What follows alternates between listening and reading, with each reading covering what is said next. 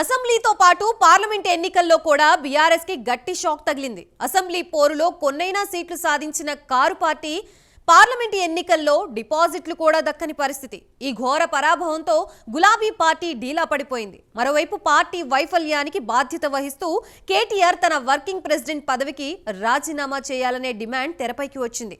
మరి కేటీఆర్ తన పదవిని వదులుకుంటారా?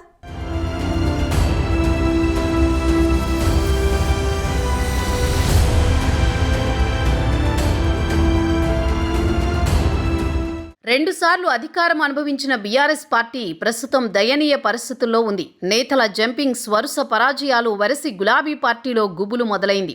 అసెంబ్లీ ఎన్నికల్లో కొద్దో గొప్పో పర్వాలేదు అనిపించిన కారు పార్టీ పార్లమెంట్ ఎన్నికల్లో మాత్రం బొక్కబోర్లా పడింది. కనీసం ఒక్కటంటే ఒక్క పార్లమెంటు సీటు కూడా సాధించలేక చతికిలబడింది. దీంతో పార్టీలో ఒక రకమైన అసంతృప్తి రాగం మొదలైంది. బీఆర్ఎస్ వరుస ఓటములకు బాధ్యత వహిస్తూ పార్టీ వర్కింగ్ ప్రెసిడెంట్ పదవికి రాజీనామా చేయాలని కేటీఆర్పై ఒత్తిడి పెరుగుతోంది. వరుస ఎన్నికల్లో ఎదురుదెబ్బలు తగులుతున్నా కేటీఆర్ పట్టించుకోకపోవడం పార్టీకి ఏమాత్రం మంచిది కాదని, కేటీఆర్ స్థానంలో మరో నేతకు వర్కింగ్ ప్రెసిడెంట్ బాధ్యతలను అప్పగించాలనే డిమాండ్లు తెరమీదకు వస్తున్నాయి.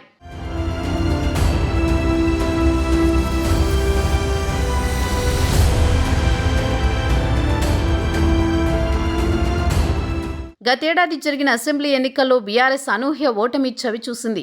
అయినా పార్టీ ఓటమిపై వర్కింగ్ ప్రెసిడెంట్ హోదాలో సమీక్షలు కూడా చేయలేదని కేటీఆర్పై అసంతృప్తి సెగలు రాజుకుంటున్నాయి. అసెంబ్లీ ఎన్నికలు ముగిసిన కొద్ది కాలానికే పార్లమెంట్ ఎన్నికలుంటాయని తెలిసినా కేడర్కు బూస్టింగ్ ఇచ్చేందుకు నియోజకవర్గాల వారీగా కేటీఆర్ రివ్యూ చేయకపోవడం పార్టీ నాయకుల్లో ఆత్మవిశ్వాసాన్ని సన్నగిల్లేలా చేసిందన్న అభిప్రాయం కనిపిస్తోంది. కేటీఆర్ నిర్లక్ష్య వైఖరి, వంటెత్తు పోకడలే ఈ పార్లమెంట్ ఎన్నికల్లో పార్టీ తీవ్ర పరాభవం చవిచూసేలా చేసిందని పార్టీ నేతలు సోషల్ మీడియా వేదికగా అభిప్రాయాలను వ్యక్తం చేస్తున్నారు. తమను పిలిచి కేటీఆర్ మాట్లాడితే ఇదే విషయాన్ని చెబుతామని ఇంతకాలం వెయిట్ చేసినా తమకు పార్టీ నుంచి పిలుపు రాలేదని, అందుకే దిక్కుతోచని స్థితిలో పార్టీ ప్రేమికులుగా ఇలా సోషల్ మీడియా వేదికగా అభిప్రాయాలను వ్యక్తం చేస్తున్నామని చెబుతున్నారు.